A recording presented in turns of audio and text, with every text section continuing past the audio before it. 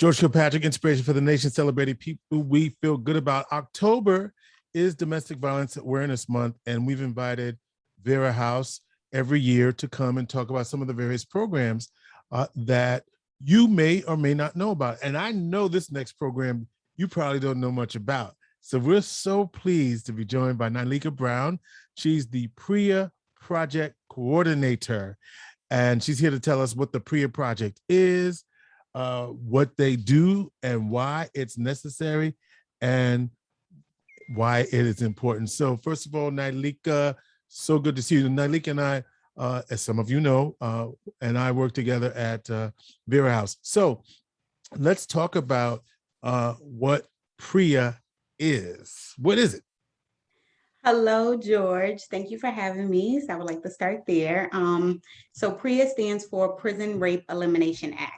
Mm-hmm. And it is a specialized service for incarcerated individuals who have been sexually assaulted or abused, whether it happened while being incarcerated or prior to. Mm-hmm.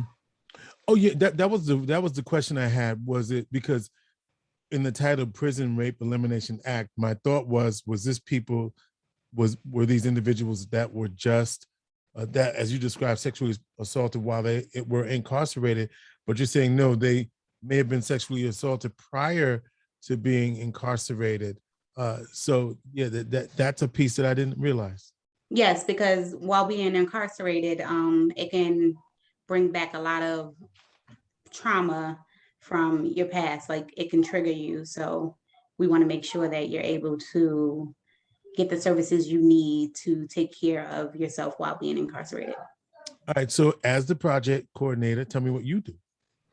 Okay, so like I said, I am the PREA project coordinator, and I provide services to individuals who've been sexually victimized. I am currently providing services to Onondaga County Justice Center, Jamesville Correctional Facility, Cayuga Correctional Facility, and my goal is to work with Hillbrook and possibly expand to other state facilities. But I provide emotional support services, crisis intervention. Mm-hmm.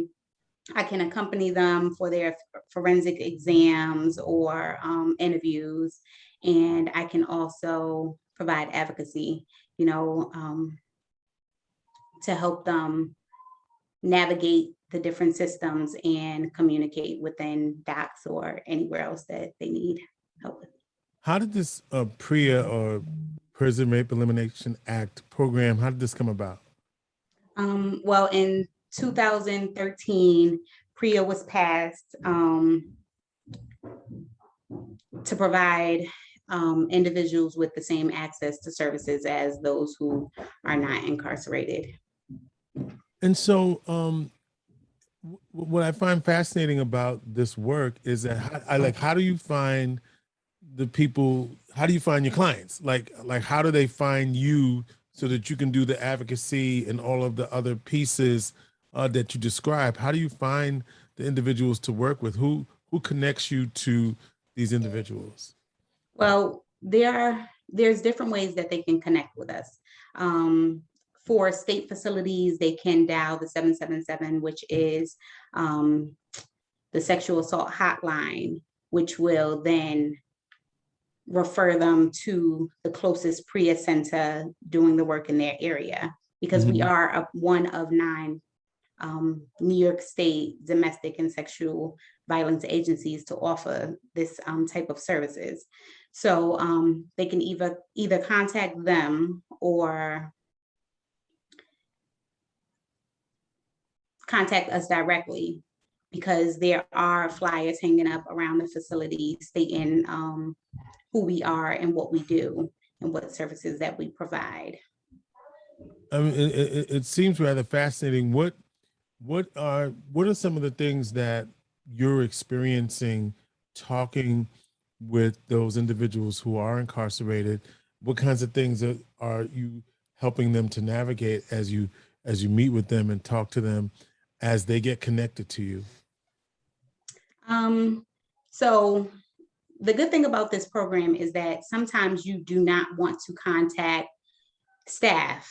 So if you've been sexually assaulted, harassed by a correctional officer, then you don't want to contact someone on staff because you feel like that's a conflict of interest. They're not going to really do their job to help you. So the good thing about having the outside service, such as us as a PREA center, is that we're like a third party. So we don't have any connections with docs. We don't work with them. We don't work for them. So it's like we're definitely we try to have the client's best interest at heart.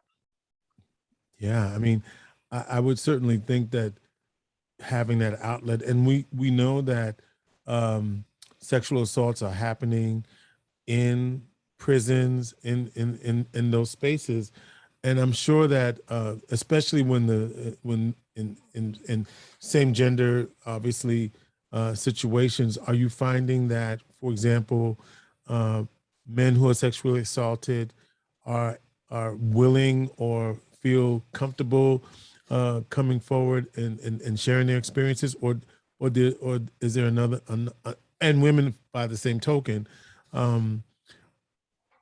are they feeling comfortable coming forward to talk about it, or like any survivor, it's very difficult to begin talking about sexual assault? How are you seeing this in the context of the work that you do?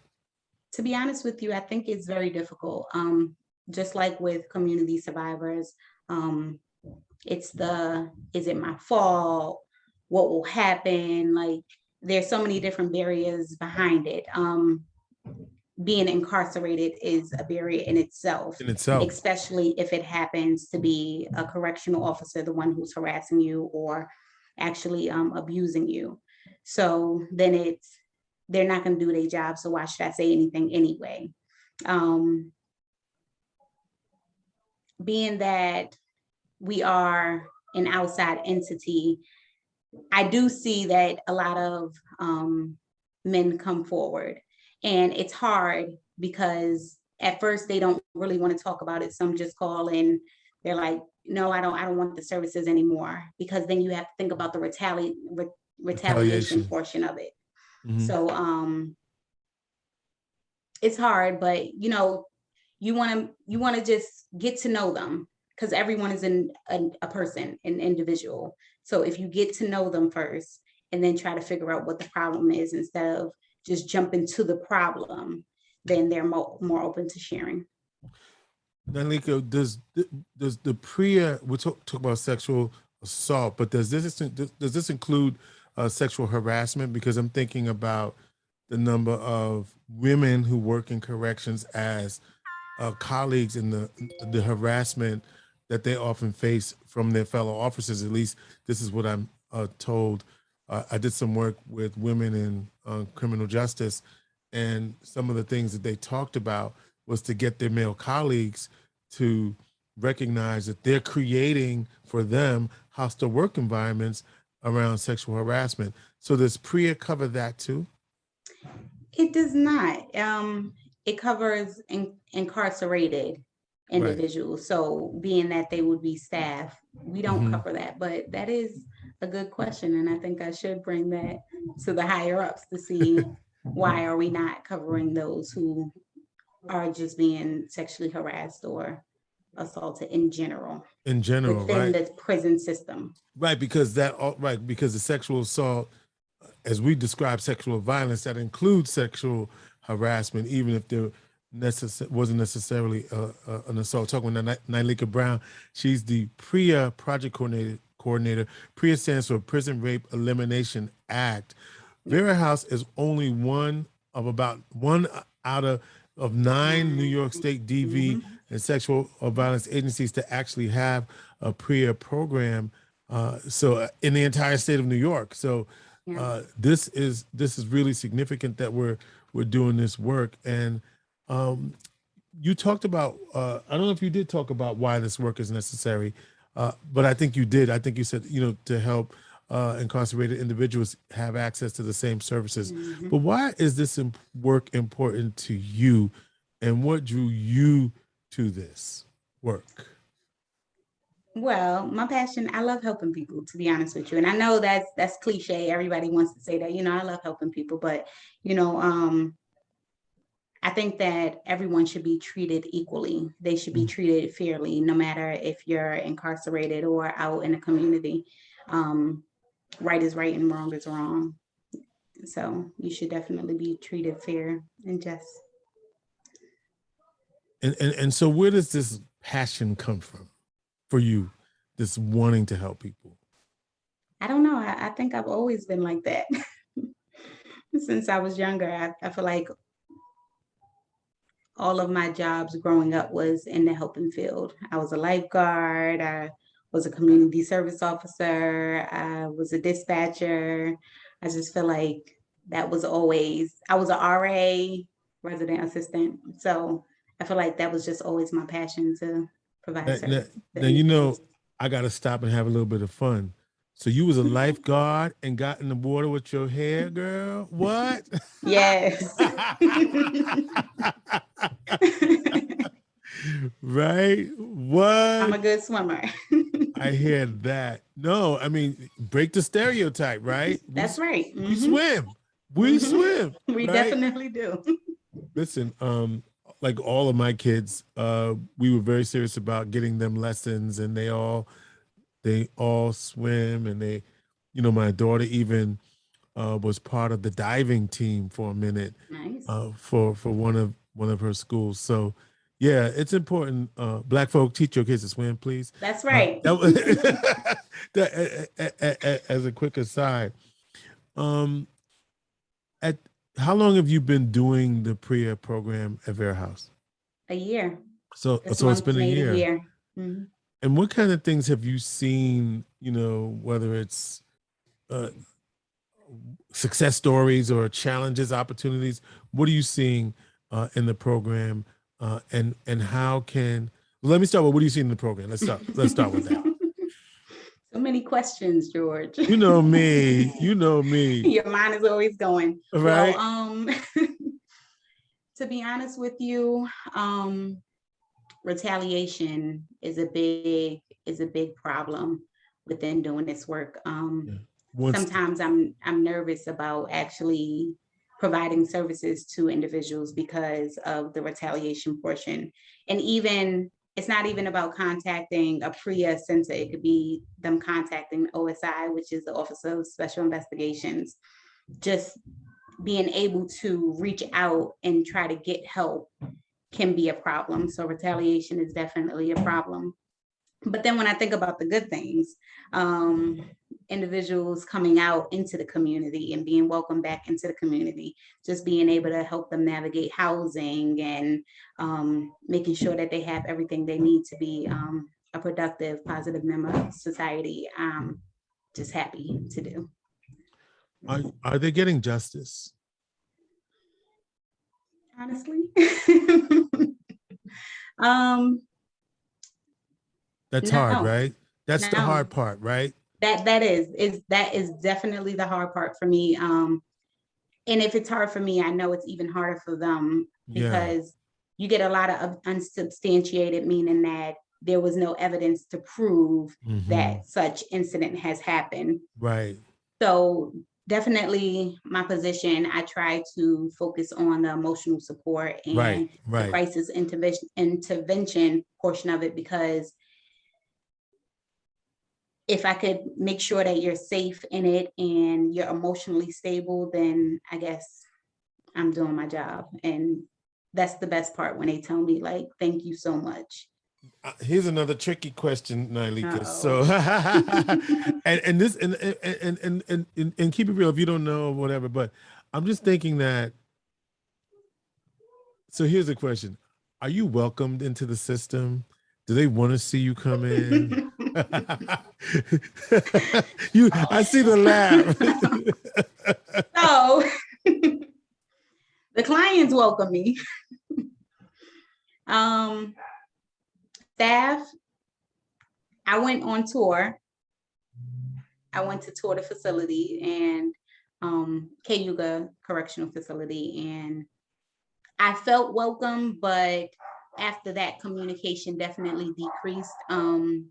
When it comes to Onondaga County facilities, communication, there's a barrier there. Mm-hmm. Definitely. And I think we have to, and I appreciate you saying that, because in order for teams like Vera House and other agencies to support people who have been harmed or who are incarcerated and are dealing with past harm, we need cooperation, folks. That's right. You know, Mm-hmm. we know, and by the way, everybody who is incarcerated there is a system that says that they have an opportunity to have a trial, or whatever they're holding, right? Right. That there's a process, and Mm-hmm. while they're in that process, people should be treated with respect and humanity, Mm-hmm. and the ability to get the services they need, even if there's some other mitigating circumstances that they may be involved in. They're still been victimized by a situation. And so I'll do the commercial, Nilieka. We need our team to be able to support those individuals just like everybody else in our community. That's right. Okay, so I'm with you on that. Thank you, Sister George. Onondaga County, step up our game. Okay, Hello. shameful, We need calling you. y'all out, Yes. for real, for real. Mhm. And this is me speaking on my behalf, not on behalf of any agency, because I have the power of this microphone. I can say what I want. I think if you're in that position, that you should want to help, and if that's not what you're trying to do, then maybe this is not the right career for you. Okay, so come on, Onondaga County. Let's improve our communication. Let's right. do that. It's very important. And Nilieka, I think, again, the work you're doing, I mean, it's so niche, right? But it's so important, because Mhm. for many of us, it's just not something we would. Well, we know that the sexual violence is occurring in institutions. We know that, we in penal institutions, I guess that's the word. I couldn't figure out a better word. We know that that's happening, and now we also know that there is support outside of those institutions to help those individuals navigate. That's the world you're walking in, right? And I definitely want to thank the Human Rights Commission, because they've definitely been helping. I've been working with them to help Onondaga County clients. Yeah. Shout out Montanette Murphy. That's right, Montanette. And everybody down there. If there's one thing you would need from the community around helping survivors who are incarcerated access services, what would that be? If you could, in terms of community support, what can we do as a community to either be aware or to help your program help those individuals? I think more on the lines of, when they're released back into the community, to welcome them. Welcome them. It's going to be a challenge with getting employment and finding housing, and getting on whatever assistance that they need, but just like not holding whatever issues that whatever the reason is that they were in there for, not holding that against them, because then that causes for them to sometimes go back to doing the things that they did to get them there.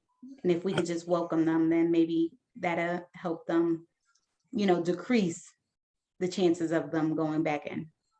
Translation: do we really believe in second chances or not? Right. I Right. hope so. Right. Do we really believe that people who have paid their penance, right, who did their time for whatever it is, do they deserve a second chance in the community? And I know there's degrees of situations, but for the most part, let's support these individuals and give them an opportunity so that they don't, because what happens, like you described this, what happens then, I don't have an opportunity in the community to not only see one life for me and Exactly. one path Let for me me, turn to the and, streets. Let me and go right, back to doing what I was doing, because right, obviously I'm not even welcome here. So I'm also victim. I'm also a victim of sexual violence at the same time. So these are exactly. so let's be a welcoming community. That's right. Let's be what we claim to be, right? Right. Nileka, anything else you want us to know about the Prison Rape Elimination Act project that you've been involved in over the last year? Anything else you want us to know, and what the community can do to support that work? Um, no, not really. I'm just very grateful for this position. I'm very grateful for Vera House, and I am grateful for you, George, for having me on your show. I appreciate you. All right, for people who want more information about the PREA project, how do they get that, Nileka? They can actually contact us on our 24-hour support line at 315-468-3260. They can ask for me and they'll be transferred to my line, or they can go on to our website, www.verahouse.org, and find out more information there. And again, the Prison Rape Elimination Act, this is for incarcerated individuals who have been victims of sexual assault, or while incarcerated, or even before Right. they were incarcerated. They're incarcerated and still a victim, have been a previous victim of sexual assault. Nilieka Brown, as the PREA project coordinator, the Prison Rape Elimination Act project coordinator, is here to help you and here to help break down some barriers right here in Onondaga County. Let's do that. Montanet, I see y'all over there. That's right. Thank you. Y'all are Thank you helping so the much, sister George. out. Let's help make this program successful. And this is one of the many programs that Vera House has in the community that you may not have known about. Nilieka Brown, it's been a pleasure having you on the program today. Continue so good much, work. George. Thank you for your passion and your willingness to serve our community, even those who are at their most vulnerable. Really appreciate that work you're doing. No problem. Thank you so much, George, for having me. I Inspiration, appreciate it. inspiration for the nation.